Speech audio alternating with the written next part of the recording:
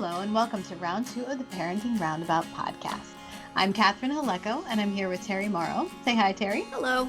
So usually on this podcast we talk about parenting issues, but once a week Terri and I like to get together to discuss TV, movies, books, and other entertainment topics because it's nice to talk about something other than parenting for a change. So this week we're talking about the West Wing episode 18th and Potomac and continuing our challenge round with Downton Abbey.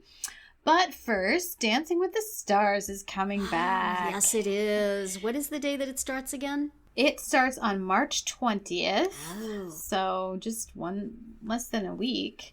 Yes. And the dancers have been announced, or the stars, I should The say. stars, the quote, stars, unquote. Right, because it is a motley crew as usual. As always. There's a Real Housewife, there's athletes, there's Simone Biles, a gymnast to follow the gymnast who was just on last season. Yeah. There's Seems unfortunate. Charo and Mr. T blasting in from the past. So, what do you Raise think, your hand Terri? if you knew Charo was still alive. What are you thinking about how this is going to go, Terri? Yeah, interesting. I mean, everybody seems to think that Simone Biles pretty much has it in the bag, but it would be weird for two gymnasts from the same team to win in consecutive seasons, Yes, I think. it would. I know right after the Olympics there was talk that Simone Biles was going to do it, and then she didn't want to do it till the tour was over, so we figured, oh well, it would be this one. But then Laurie Hernandez decided to go ahead and do it while she was doing the tour, and she won, and she was all kinds of adorable. And it seems like a difficulty now for Simone because Right. Is everybody going to want to rally around another from the same group of girls? I don't know. It seems it's weird. a It seems weird like choice. They will want something different. I would have waited another season or two if I were her. Mm-hmm. So that's, I'm not sure about that. Heather Morris, who was in Glee, is a professional dancer. So she's got all the ringer cries, but she's also not that well known. So people who are more or less professional dancers but not that well known have lost before and gone out early before. So she will have to make quite an impression, which I think she is capable of doing. So, I mean, she was somebody I think who was a background person on Glee and then worked her way up to being a main character just by the fact that she made a good impression or was somebody that some people wanted to see more of. So she could do it. I'm really interested to see how she does. And we also have Nancy Kerrigan, who's another figure skater. They have done well. Already I'm seeing lots of rumbling about her being a diva and her being difficult. Does she have Artem as a partner? That poor guy. Well, I don't know who she has, but Keo is the one who gets Charo. Keo ticked somebody off there, I think. Oh boy. I mean, they keep him on as a pro, but they just give him the most difficult people to partner with. And he has not shown a lot of gracefulness in working with difficult people. So I do not see that partnership lasting for very long. I think he's going to be out early again. Right. I mean, which is, you just wonder why he's still putting up with it, I don't know. I mean, I guess it's a gig. We all are taking gigs and having professions just because it's good to have money. But The Bachelor, I could do without that. Everything I've heard about this particular round of Bachelor has been, he's not going to be a fun guy to hang out with. And you got your Real Housewife, your requisite Real Housewife. Yes. That we have every season, pretty much, on the show. Yeah, and a girl group singer. Fifth Harmony is the one who did that horrible Work from song Home. About working at home, right? So I want her out. Song. I still have active dislike for that song. I actively resent that song at all. Still, my daughter reminded me that is the group that sang that, and so it's like, oh, sweetie, go away. But she'll be around for a while because I think she's with Val, right? So yeah, and how about PETA coming back with a 2-month-old baby? Yeah. And I forgot which one she's married to, Max or Val. Well, she's not married to, but parenting a child with. Okay. They're engaged, I believe. And both of them are doing this and with this brand new baby. There's a little nursery backstage. Is whoever's eliminated first going to have to provide childcare? I hope it's Mr. T then, because I would really like to see that. Well, I was thinking of the pro, but I guess they both could. Charo could probably entertain a small child for a period of time. Don't you think it would be fun to see Mr. T taking care of a baby? I do. I pity the fool who won't change stop crying. Diaper. Anyway. Oh dear. Well, the athletes seem like a generally appealing bunch. Are you familiar with the baseball guy? Because he's from the Cubs, right? Do you follow them at all? No, not You're at least really. in the right part of the country. Yeah, but not so much. So no, he I don't seems know like much he could be about enjoyable. Mm-hmm. Not necessarily a good dancer, but enjoyable. And it seems like it could conceivably be an entertaining bunch. I don't remember that much about Chris Kattan or Catan, I believe is Catan. Mm-hmm. I don't think I was watching Saturday Night Live when he was on it. I generally know who he is, but the combination of he and Whitney could be pretty funny. Mm-hmm. That's true. Or it could be awful. Unclear. It mostly depends on him and how much of a sense of humor about himself he has. Yeah. So, which is really important for everyone who goes on this show. It really is important for everybody. I hope the stories about Nancy Kerrigan are not true, and I hope the Real Housewife is not Real Housewifey. And everybody should have to sign something before they go on this show saying, I have watched a season of this show. I understand how it works. Yep. I understand what will be expected of me both on the dance floor, in the segments, and on social media. And I will do my best to do this in an entertaining way. Mm-hmm. There's no this show's been on forever. There is no excuse now for somebody to get on it and say, what? Right. I have to work hard? There's going to be people taking film of me and putting it into a package? I'm a better dancer and somebody worse than me is going ahead because they got more Twitter followers? I don't understand. Right. Come on, people. Yeah. It's not that hard. Really? It's not hard and it's not new. So, get a grip. If you don't want to do all that stuff, go on something else. There are other shows. All you can do is make yourself look bad. And presumably that is not the reason you're going on this show. So it could be so much fun if everybody had that attitude. Right. And unfortunately, they don't. No. So I hope that perhaps this crew will be better. There's a couple that I have my doubts about, but we'll see how it goes. So starting next week, we'll be discussing the show every week on this podcast. We will. Something to look forward to. I have to go back to editing things at the last minute again. Hey! So then we move on to West Wing. This week's episode was 18th and Potomac, the second to last one of the season. And I kind of knew what was going to happen at the very end. Did you? How did you know that? Well, because of Wikipedia.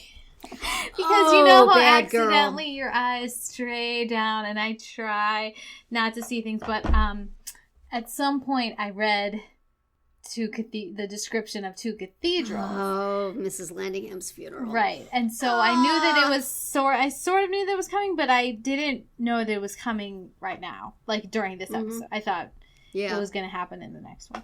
So I was still quite surprised, I will say. Okay.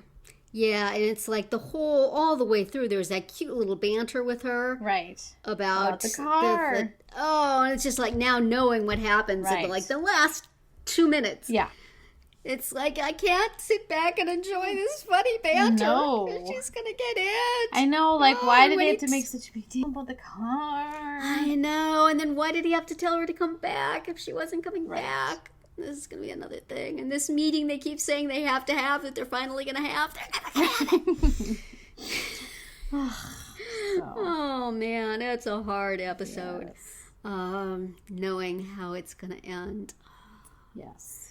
And dear Mrs. so poor Mrs. Landingham, R.I.P. That was a very interesting story that they told on the podcast, that there was no... no intent necessarily to kill off that character until the actress happened to mention offhand that she might be doing a pilot, which bad idea. Yeah. I had heard that it happened as a result of them having a smoke break together, but I had forgotten what the reason for it was or what that. But yeah, that sounds is what I've heard too. Oh, and I'm sure she kicked herself. Yeah, about 100 times. Yeah, exactly. But she did fine.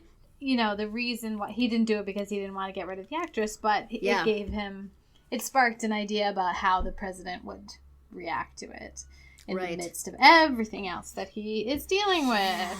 Oh my gosh, yes. It's especially, I mean, it's as tragic and traumatic as it would be to have Mrs. Landingham die suddenly at any time during the series.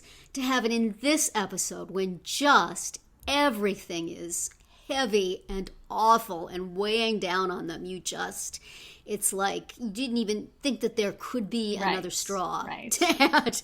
And then this thing that is going to be so devastating to him. That scene, I love the way they did that scene with Leo breaking the news to him through the window. Because nobody wants to hear that conversation. But just to see it that way, and very, very moving.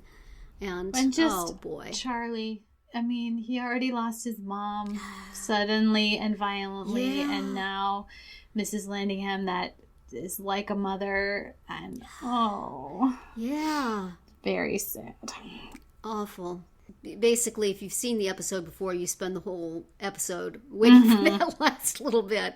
But a lot of good stuff before that, too. I always really, really like that scene when they're getting the polling information from Joey, and the president immediately calls out, does anybody know Kenny's last name? Yeah. Or have already been compromised, and then she speaks up for him. And of course he has to translate her speaking for him. I guess she could be saying, oh yeah, he's no good, get him out. And she's like, oh yes. No, but I thought that was a really good point. It's something that was brought up when Josh and Joey were having that meeting in the airport, that she didn't have her trusted guy, and so he had to do it without the interpreter. And so now somebody bringing it up with this, that's really good. And the way they resolved it too, and that Josh trusts him, and that was good. I always liked that. I thought that was an interesting little detail. Yes.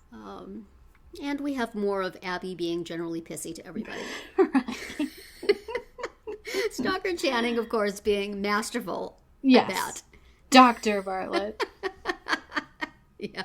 And poor Sam. Sam just must feel like he's going into the Shark Tank, Yeah, I want to sit down with the First Lady and have this really awkward conversation. Right, when I know that she's super mad at everyone and everything. Literally anybody else in the building take this on, please. What's Ainsley up to?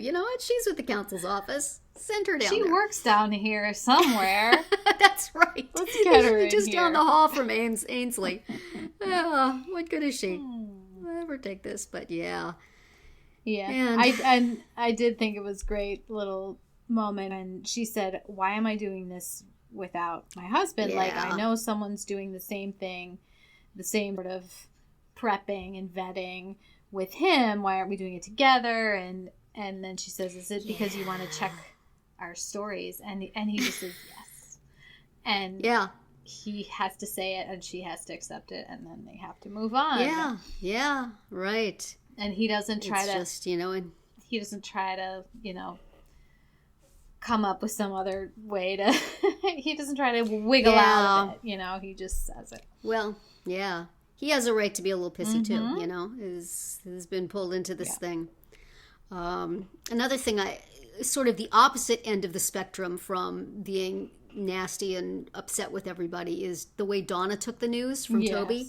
I loved that. She was so professional and so, this is your job. I'm going to do the job. She asked nicely about how the president was, and then she just, that character's been allowed to be a little goofy and slapsticky from time to time. So I really enjoyed seeing her just be absolutely professional, both in dealing with Toby and in dealing with Josh. So good on her. She's good in a crisis, that girl. Other times, maybe not so much. But But in a crisis, she's the one you want getting blankets together for your couches. So people can sleep in the steam trunk distribution venue or whatever. Yes, exactly. I bet she brings snacks too. She's probably good at that. And she's probably good at that. So, I was also really happy that they made it in that opening scene with the poll. It was the opening scene, right? Uh-huh. In the scene where they were giving the polling data, that they called back to the thing about eating more beets. Yes. I thought it was really nice. We are, in fact, eating more beans. Yeah. Good for Joey. That was funny. Yeah, and it was great that on the podcast we had Marlee Matlin. Yeah. No, that was the week before. Yeah, for the week before. Sorry. This one we had Oliver Platt. So that was good too. Calling from a cell phone someplace without really good reception. As somebody who edits audio, I was feeling for whoever had to edit that in and clean it up as much as possible. I feel you, man.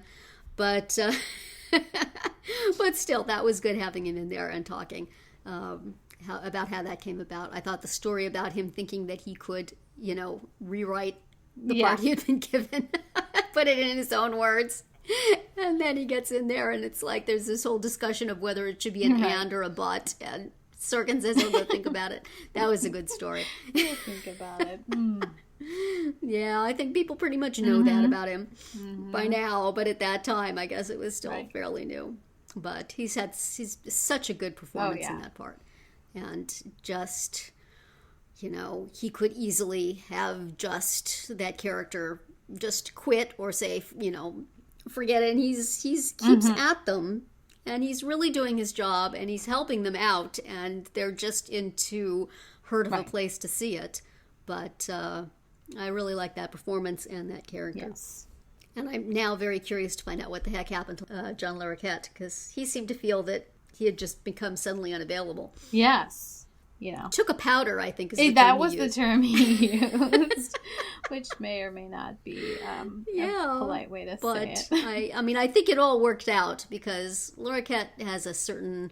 It would be hard seeing him be. Well, it would be a different character and it would be a different performance. Right. It would be humorous, repressed anger as opposed to forthright. Yes. He would be swinging a cricket bat instead of a big hammer. Right. There you go. So this good is episode. Big one. And now, the next one. I hope I'm not overselling Two Cathedrals. Did you read the Wikipedia thing on Two Cathedrals? Well, a while ago, and all I remember is, it's Mrs. Landingham. All I took from it was that she died. I didn't get... Okay. All right. I didn't... We look at Wikipedia after the episode and not before. It was some other time when I was on there. Okay.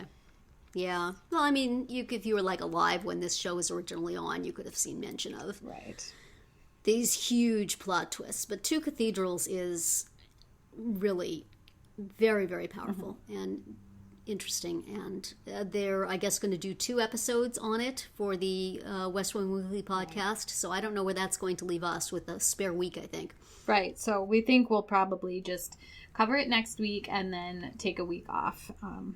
Yeah. It'll be interesting to see. They said they had Lawrence O'Donnell for their guest for their first one, who is, he's been, I think, a writer for the show and also acts in this particular episode. I won't say who. But boy, if they're ever going to get Martin Sheen, I think I've said before. Yeah. This would be the episode to have him come in and talk about. So it'll be interesting to see if they manage to land that big fish. But anyway, so, wow, I'm looking forward to watching that episode again. I actually went and watched parts of that. I was sorely tempted to just... I was going on to YouTube and Googling certain scenes. I definitely was tempted to just carry on when I finished with 18th and Potomac, but I don't like to do that because then when we talk about it, I'll get mixed up. It's too long ago. Well, I'll just get mixed up what was which. And, right. So. Yes, I do that too. Since I have them in my head, I often get them mixed up. So West Wing. Good stuff coming. Yes. So now, challenge round. would go to that, I challenged you to watch the very first episode of Downton Abbey. Yes, you did. Because if you've listened to this podcast at all, back in the day when Downton Abbey was still on the air, I would talk about it and Terry would poo-poo it. So now Did I made poo-poo her watch it really? Or did I just say... You just said, I'm not watching that. Yeah. So, what did you think? Well, I liked it very much. And the problem with that is that I now want to watch all the rest of it and I have no time. So, at some point, you and I are going to sit down and you're going to tell me everything that happens after this episode. It's like we were talking about in the West Wing. If you were alive when this was originally on and you read anything about entertainment, I know sort of a little bit about the plot and where it goes from here and various things, but very beautiful to look at, even on a laptop screen. Yes, absolutely. And they certainly set up a ton of things. Yes, they certainly did. And did you notice that they do have like their own version of the Teledonna, but it's Teledaisy? Teledaisy. I loved Daisy. I would watch a show that was just Daisy starting fires and almost poisoning everybody with the cleaning solution. Right. The cleaning, like salt, which is in a kitchen bowl, just like everything else in the kitchen. Like, I was like something... Smart. While I was watching it, I was also trying to do some work, as is my way. And I sort of, when they said, here's this cleaning stuff, I thought, boy, I hope that doesn't get mixed up with anything else. And I was sort of half listening to it when she gives it to the guy. And I'm like, you don't suppose she gave him the wrong thing. And then she realizes, and I'm like, yes. Yep. That's Chekhov's bowl of cleaning powder. Exactly. So but yeah, she's adorable. They set up, oh my gosh. She was the cutest. She becomes a character that is not universally beloved. Really? As time goes on. Partly because she's a scullery maid, when she starts out, she's down in the kitchens and she's, like 13, 14 or however old she's supposed to be or would have been at that time. And she kind of stays there for many years and it's not really consistent with the way things usually went. Okay. All right. And there's a lot more things happen, but I'm just saying that by the end, there's a lot of people who are like, oh, Daisy. But well, I really enjoyed sort of the upstairs downstairs-ness of it. Right. It reminded me of Gosford Park, a movie I liked a whole lot.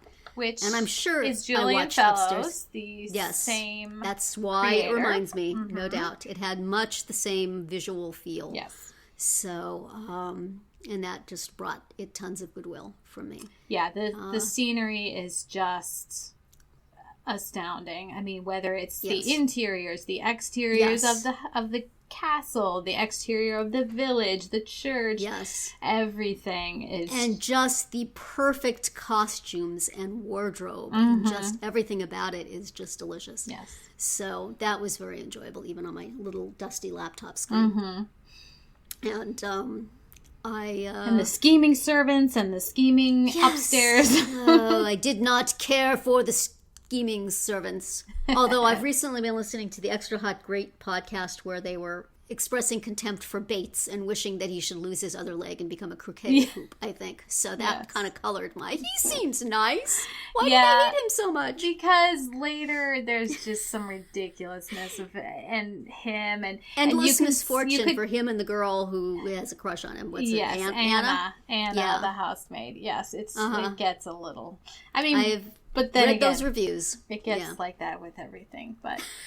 They all have quite a bit of misfortune. Now, as somebody who had never watched the show and reading recaps and stuff, I had a much better opinion of, Edith? Yes. Than I did actually seeing her. Oh my gosh, she is insufferable. No, she's horrible. Can somebody put a pillow over her face? 3-4 seasons, she's just the worst. And then towards the end, you actually start to feel sorry for her because, she keeps getting jilted and all this stuff. And then in the very, second to last or last season, she goes off and she actually has a baby.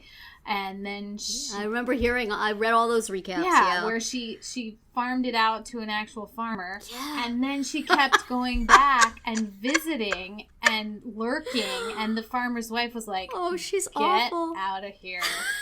And then she finally actually snatched her back from the farm. So that was bad. See, I was feeling a little sorry for her because everybody seemed to hate her, but she is indeed she's fairly hateful. She's whereas Sybil's the one that dies in childbirth, right? And she's like an angel. Okay. She's a little too good. She's like Beth in Little Women, who you just have the too good to live. Yeah, but she gets a lot spunkier as things go on, and then she's the one who actually marries the chauffeur. So that's like a major. Who's the chauffeur? Did we see the chauffeur? No, he's not on yet. Okay. So yeah, that's a big thing, and she definitely she's the first one that wears pants, and she.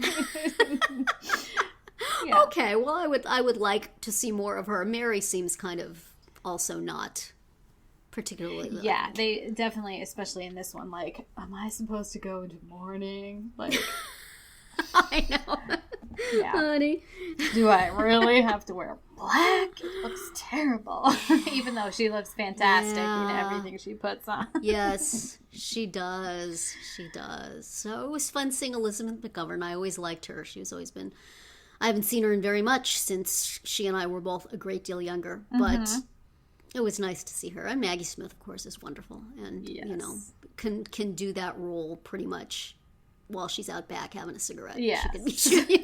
And there weren't even very many, extremely in her wheelhouse. Yeah. There weren't too many of her, mic drop lines in this one. There's more coming, But just her, glare. I couldn't sleep with electricity in the house. So does Thomas continue to be a skullduggery scoundrel? Although you felt a little sorry for him in the bit with the Duke, but still. Yeah, no, he's not that sorry. He certainly does. Knocking the guy's leg to make him fall over. Come on. Yeah, that was real bad. Come on. Well, he and O'Brien, the lady's maid. Yes, who he was. They're trouble. Those two. They're trouble. But the fun thing about him is that he really dove into this, and he has a website called evilbutler.com. Well, you go. Yeah, he's another one. It's a good part. It's certainly. Eventually. But is he redeemed at some point? Eventually, you start rooting for him a little bit, because there are some things that he does, and the lady's maid never gets redeemed. She does something truly awful coming up, and then eventually she goes off the show and she moves away or something. Oh, and yeah, and how about the cute little blonde footman guy who was homesick, I guess? Is that why he was mooning about, or was it some other reason? I liked the little speech the lady made to him, but yeah, wasn't sure whether that was supposed to be the actual thing. He seemed quite cute. I believe he's the one who goes off to war. Well, many of them do, because it's 1912. Yeah. And, the war is coming. So many of them do end up going off to war. So I wish there was a war where we could prove that we're worth more than anyone bargained for. Exactly. We're more than a footman. Yes. If we come back alive, which we might. With both feet also. Yes. Yes. Well, very interesting. It was interesting coming into it having sort of a familiarity with most of the characters. I had heard a lot about it, and so it was saying, oh, that's the one who I heard this about, and that's the one that I heard about. But so that gave me I wasn't really coming into it cold. Right. But, and oh my gosh, I watched it on Amazon Prime, which my daughter unfortunately forgot to cancel before her free period was up, and so now we have it for a year. And they have this thing where while you're watching, if you move the mouse onto the screen, it brings up the pictures and names of the actors who are in the scene. Whoa. I did not even realize that because I thought it was just giving me everybody every time. But then it happened to be a scene with two people and I put it on. It was just those two people. Ooh. Gosh. There's the name of the character and the name of the actor. Oh. That is an awesome. That alone might be worth the $99. I've never heard of that. That's cool. Wow. That is super cool. I don't want to be the person sitting in a cubicle coding for that to happen, but Now check IMDb. Now come back. Yes, slightly less thankless even than captioning, but still, whoever you are, you poor cubicle rat, I salute you. That is awesome. Wow. That's pretty cool. So I enjoyed seeing it. If I was a person with time, I would just go on and keep gobbling it down. Yes. It seemed very enjoyable. And it's you don't want to do it like for your background noise because you have to pay attention. Because I started watching it. I was in the kitchen. I was eating lunch. I thought I'll start watching this, and my son was getting together paper bags for recycling, so I was losing a lot of the dialogue. Mm-hmm. And even though it was just at the beginning, and they're getting the telegram, and they're getting the whole thing of them getting the house done, and Daisy's making a fire and all that stuff.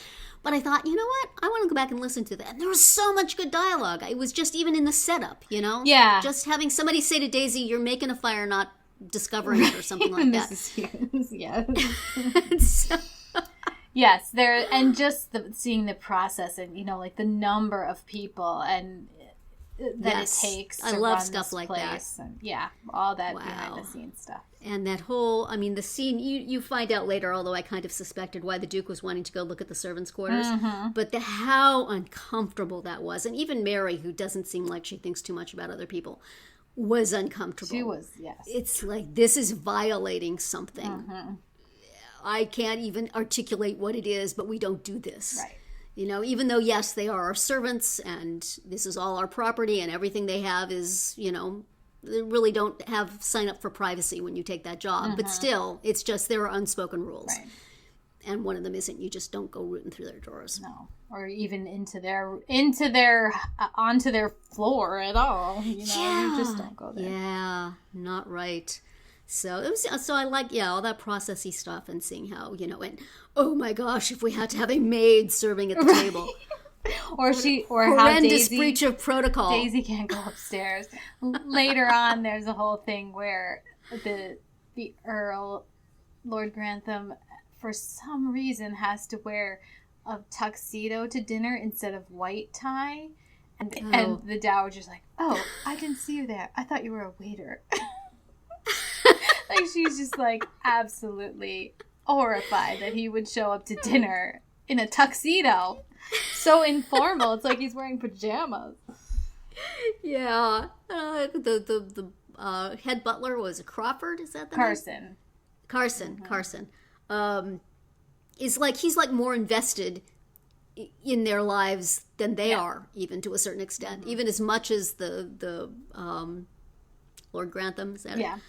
Even as much as he's willing to sacrifice a lot, well, though not his personal, his wife's fortune. Right. He's willing to sacrifice a lot to keep everything together, but he's still, the people who are in charge of making everything run have more invested in it than the people who benefit from it to some degree. Right.